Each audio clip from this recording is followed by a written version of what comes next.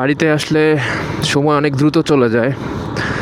এবার মোটামুটি শীতে একটু লম্বা ছুটি নিয়েই আসছিলাম, বাট কিভাবে চলে গেল সময় কিছুই টের পেলাম না। অনেক প্ল্যানিং ছিল, অনেক জায়গায় ঘোরার কথা ছিল, বিশেষ করে কুষ্টিয়াতে বিভিন্ন জায়গায়, কুষ্টিয়া শহরে বিভিন্ন জায়গায় যাওয়ার কথা ছিল, বাট এত পরিমাণ শীত আর হয়ে ওঠে নাই।